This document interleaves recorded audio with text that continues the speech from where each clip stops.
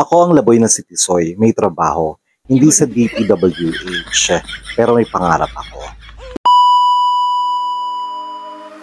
Mga kalaboy, ngayon na ako naniniwala sa kasabihang life begins at 40s. Kasi beginning of this week, na-detect that I'm possible hypertension. So ang gagawin naman natin ngayon mga kalaboy ay, syempre change tayo ng lifestyle. At siguro naman alam niyo kung ano ang gagawin ko. At syempre, umpisahan natin to sa pag-e-ehersisyo. At dahil nga mataas ang BP ko, pakicomment nga down below kung ano sa tingin niyo ang pinakamataas na BP nung nakunan ako. Sige mga kalaboy, titingnan natin kung tama kayo sa hula niyo. Going back, kaya na nga, naglalagay na tayo ng sapatos and later on, ready na tayo para makapag-exercise. And for today's video, sasamahan niyo ko kung saan tayo pupunta at anong mga exercise ang pwedeng gawin natin as a beginner. So pag inaantay natin, let's go! At syempre mga kalaboy, mag-exercise na rin naman tayo. Maghanap na rin tayo ng magandang spot dito sa Taytay Rizal kung saan maganda at maayos na pwedeng mag-jogging. So yan, inaayos ko lang yung gamit ko and kinukuha ko na rin yung aking helmet just to be safe din. Baka naman nag-exercise tayo tapos hindi naman tayo safe sa pagbumotor. So yan, I'm now well ready. Susot ko lang yung aking helmet at tara na, samahan niyo na ako. At yun na nga mga kalaboy, ang normal na pinag-jajjangingan, exercise dito sa may Taytay ay dito nga sa may Manila East.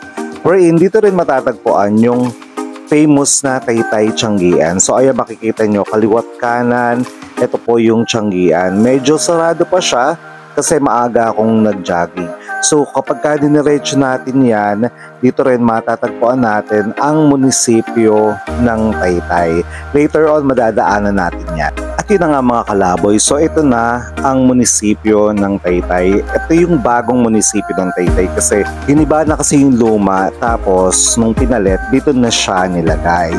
So kaya yun na yung bagong munisipyo ng Taytay. So ano pang inaantay natin? Let's go!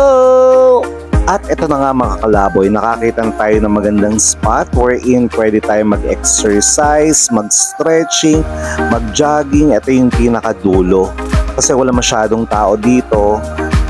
Ayun, makakapag-exercise tayo ng maayos. So ano pang inaantay natin? Tara na, umpisahan na natin to. Ayun na nga, so make sure mga kalaboy na kung mag-jogging kayo, you need to make sure na mag-stretching muna para hindi nabibigla na rin yung katawan.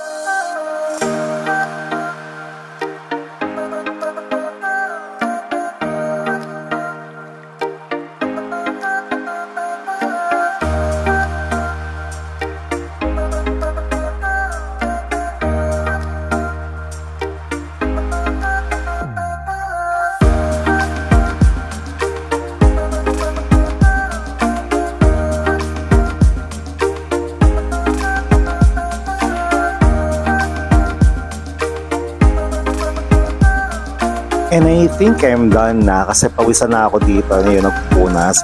Kitang-kita nyo naman kung gaano kalaki ang tiyan ko. And I'm hoping that in the next few days, weeks, months, mapalit natin to at mapababa natin yung tipak ko. At medyo pagod na nga rin ako dito, nakapagpunas na. Ayan. Let's go na at makapagpahinga naman. And of course, after mapagod, syempre ang next na gagawin natin ay, and we need to make sure na healthy naman yung kakainin natin. Tara! At syempre, fruits and veggies muna tayo for today. And sa mga bago nga pala sa channel ko, please don't forget to share and like para sa mga susunod na travel ng ang